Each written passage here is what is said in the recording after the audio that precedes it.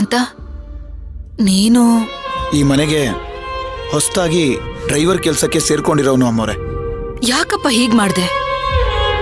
ಕೆಲ್ಸದ ಅವಶ್ಯಕತೆ ಇದೆ ಅಂತ ನನ್ನ ಹತ್ರ ಒಂದೇ ಒಂದ್ ಮಾತು ಹೇಳಿದಿದ್ರೆ ನಾನೇ ನಿನ್ಗೆ ಒಳ್ಳೆ ಕೆಲಸ ಕೊಡಿಸ್ತಿದ್ನಲ್ಲ. ನೀನ್ ಯಾಕಪ್ಪ ಇಲ್ಲಿ ಕೆಲಸ ಮಾಡ್ಬೇಕು?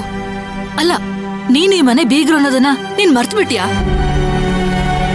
ಪ್ರಾಣೇಶ, ಪ್ರಾಣೇಶ! ಅಮ್ಮೋರೆ, ನಾನು ಈ ಮನೆ ಕೆಲಸದೋನು ಅನ್ನೋದು ಬಿಟ್ಟು ಯಾವ ಸಂಬಂಧ ಸಿಂಪತಿ ನನಗೆ ಬೇಕಾಗಿಲ್ಲ.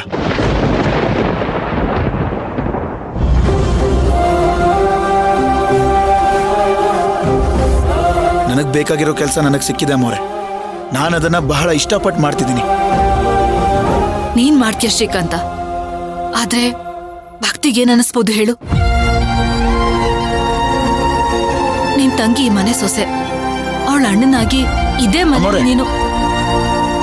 ನನಗೆ ತಂಗಿನೇ ಇಲ್ಲ ಅಂದಮೇಲೆ ಯಾರಿಗೆ ಯಾಕೆ ಏನು ಅನ್ಸ್ಬೇಕು?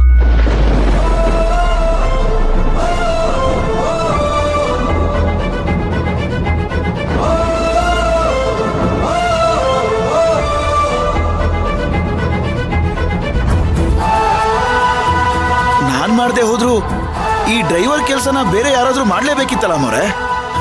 ಆ ಕೆಲಸನೇ ನಾನು ಮಾಡ್ತಿದ್ದೀನಿ. ದಯವಿಟ್ಟು ನೀವು ಯಾವುದೇ ಮುಜುಗರ ಇಲ್ಲದೆ ನನ್ನ ಕೆಲಸದವನಾಗೆ ನೋಡ್ಬೋದು. ನಿನಗೆ ಅರ್ಥ ಆಗ್ತಿಲ್ಲ ಶ್ರೀಕಾಂತ. ಭಕ್ತಿಗೆ ಅಮ್ಮೋರೆ, ಹೇಳಿದ್ನಲ್ಲ ಅಮ್ಮೋರೆ, ನನಗೆ ಯಾವ ತಂಗಿನೂ ಇಲ್ಲ ಅಂತ.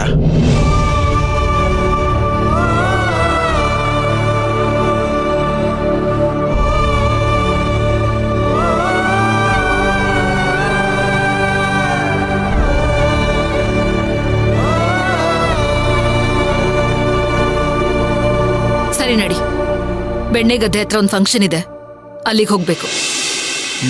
ಬನ್ನಿ ಅಮ್ಮೋರೆ.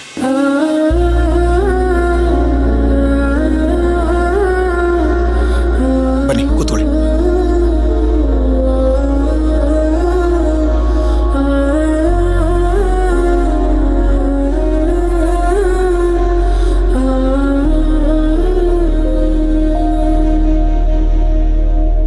ಚಿಕ್ಕಮ್ಮವ್ರೆ,